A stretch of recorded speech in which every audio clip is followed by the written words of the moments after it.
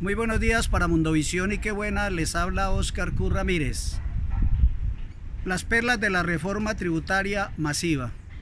Ya conocimos el texto de la reforma tributaria. Es un tema bastante amplio, bastante largo y bastante álgido para lo que tiene que ver con la economía de nuestro país. No podemos comprender ni podemos entender que en época de pandemia el gobierno de Iván Duque nos presente una reforma tributaria tan agresiva y tan lesiva para los intereses de la mayoría de la población. Los que somos economistas y analizamos la estructura del Estado, sabemos que el problema de la política fiscal es uno solo, y es que en Colombia no se modifica la estructura de lo que tiene que ver con la tributación, sino que se modifica solamente a cambio y a veces cuando se presenta el déficit fiscal.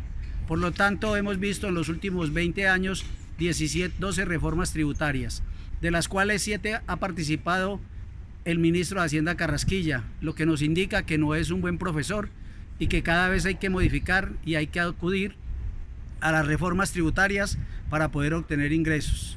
Sabemos que el Estado es uno solo y que requiere superar el déficit fiscal, pero hay muchas formas de superarlo.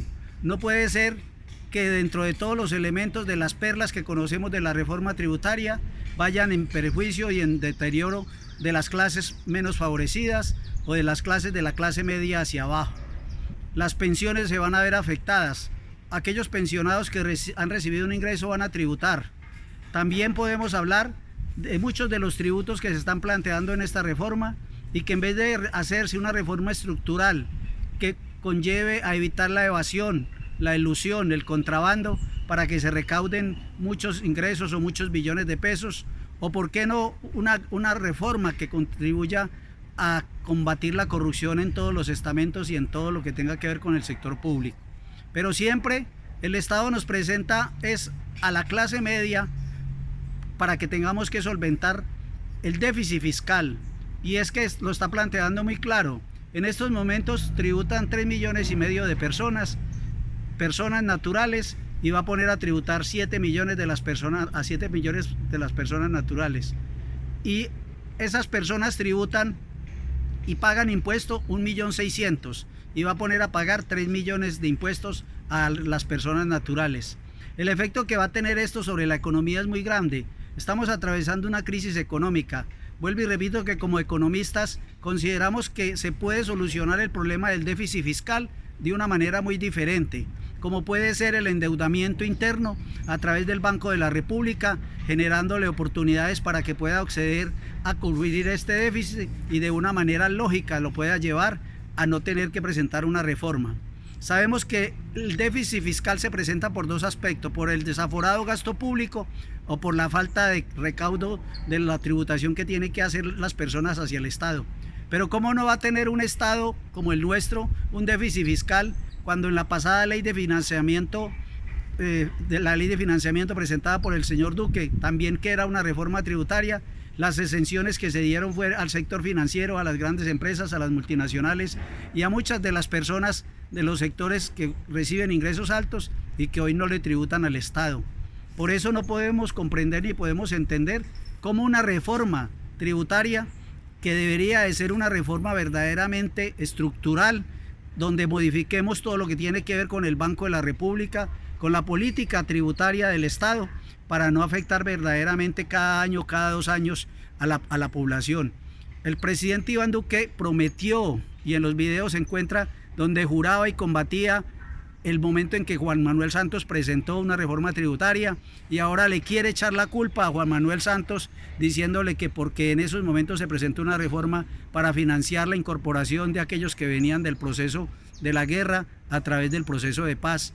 Y siempre buscan excusas. Ahora el señor Álvaro Uribe Vélez sale como el defensor de los sectores y de las clases al decir que esta reforma tributaria hay que combatirla y hay que eliminar ciertos elementos, cuando sabemos que el Centro Democrático, donde él es el presidente, ha sido el promotor de esta reforma tributaria. No se trata de decir, ni sindicar, ni de señalar, pero hay muchas formas de hacer una reforma tributaria o de adquirir ingresos para que el Estado se sustente y se solvente y pueda llevar a un buen término la realidad y la inversión social. Les cayó como anillo al dedo lo de la pandemia, pero sabemos que en la pasada reforma tributaria se planteaban tener 14 millones de pesos y recaudarlos. Se recaudaron solamente 7 billones de pesos, y de esos 7 billones de pesos, ese margen de esos 7 billones que hacen falta es el desaforado gasto que ha venido haciendo el presidente Iván Duque sin mirar las consecuencias y sin medirlas. Quiero invitarlos a que desglosemos cada uno de los artículos y, si se me permite, por medio de este medio, cada uno de los artículos y el efecto que va a tener sobre toda la población. No podemos pensar que los muertos tengan que pagar IVA, no podemos pensar que el agua tenga que pagar IVA y que las empresas de servicios públicos que van a recaudar un IVA que vamos a pagar los suscriptores de un 19%. El 19% de la gasolina es un efecto bastante nocivo sobre el transporte y que va a incrementar los precios de los consumidores finales de los productos que se traen del campo.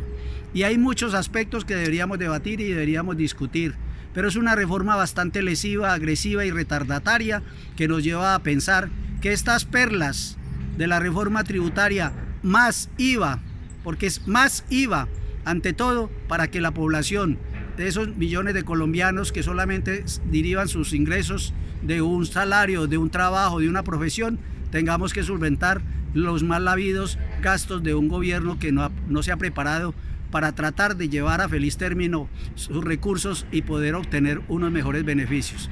Para Mundovisión y Qué Buena, les habló Oscar Q. Ramírez.